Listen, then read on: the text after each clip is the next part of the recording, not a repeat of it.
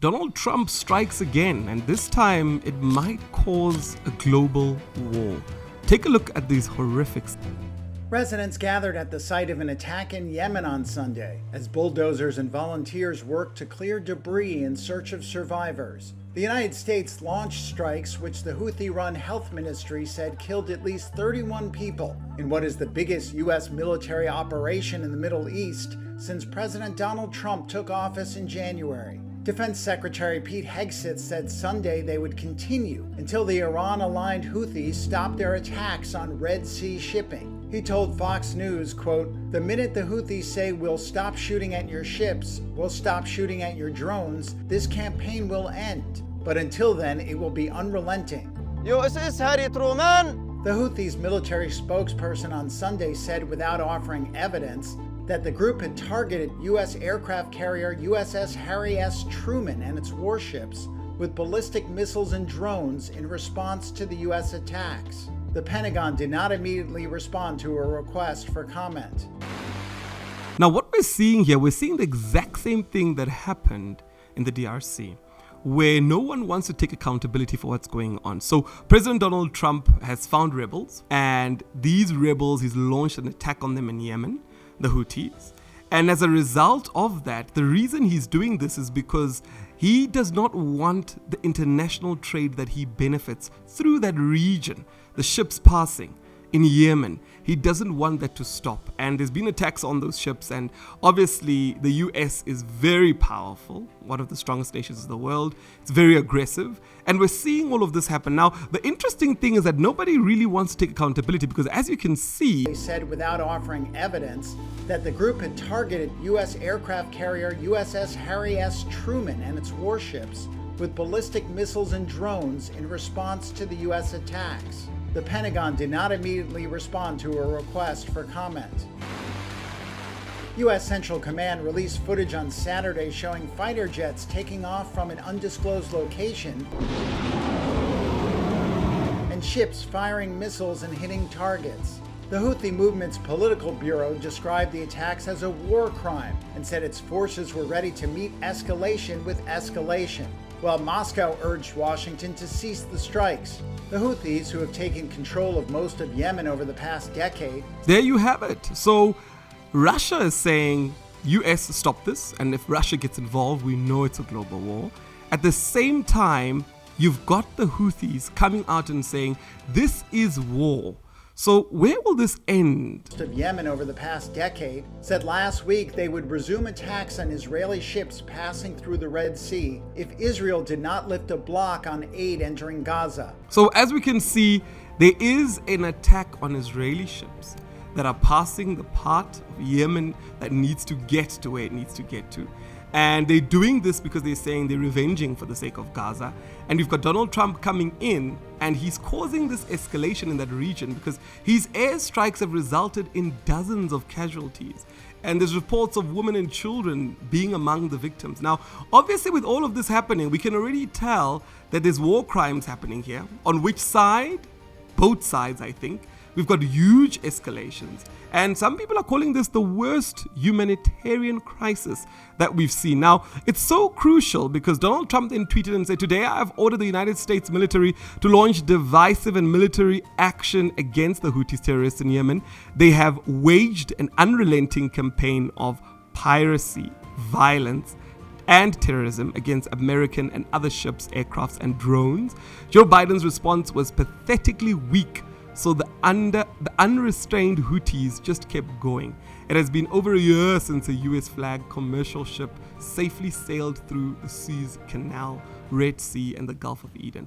The last American warship to go through the Red Sea 4 months ago was attacked by the Houthis over a dozen times, funded by Iran. Now, this is Donald Trump, and his way of speaking is very direct.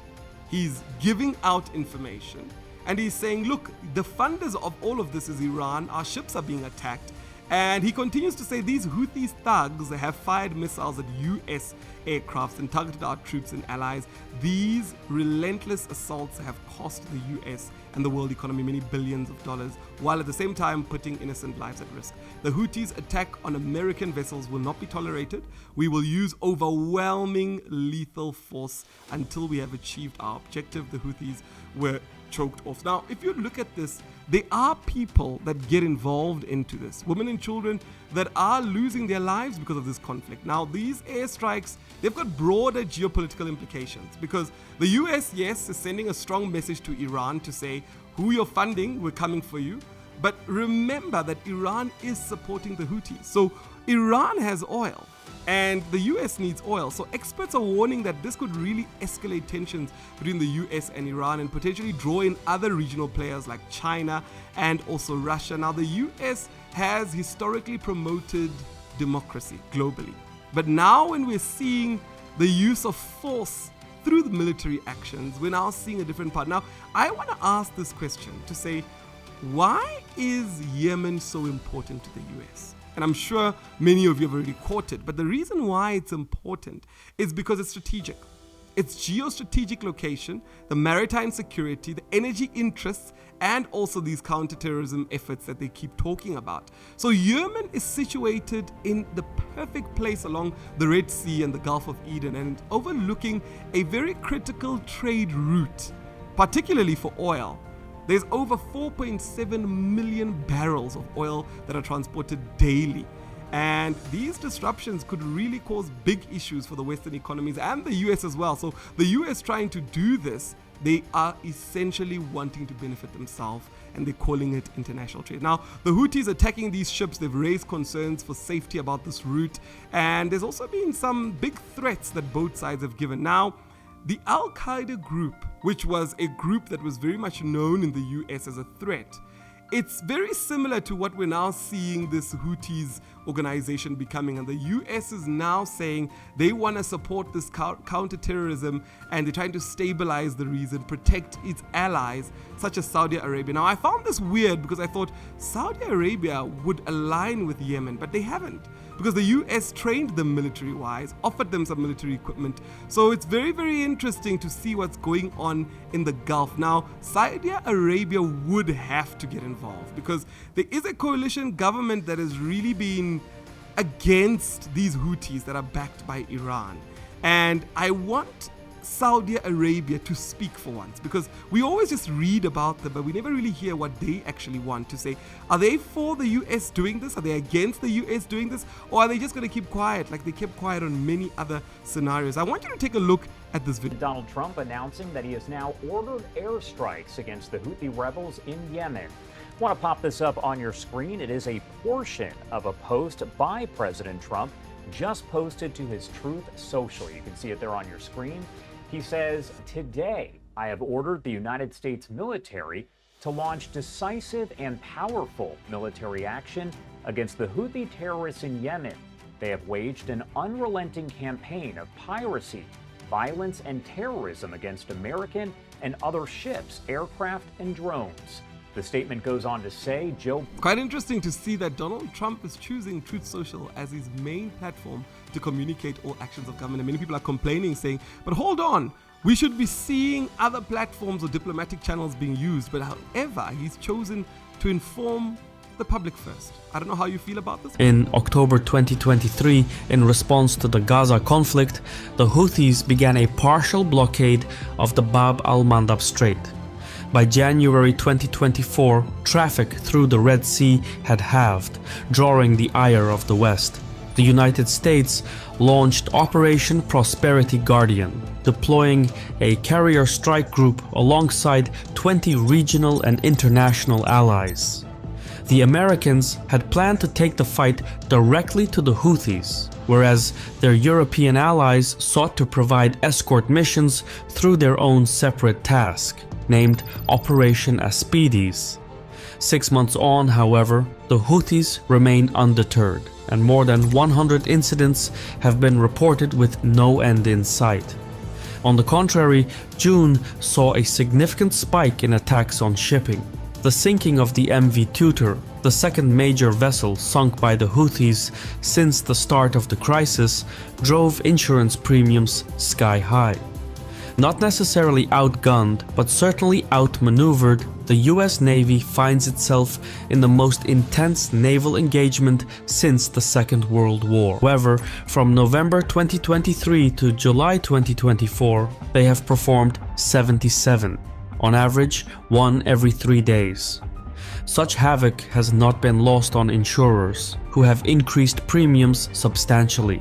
Costs are extrapolated along the supply chain, with each diversion around the Cape of Good Hope increasing the duration of shipping by 10 days.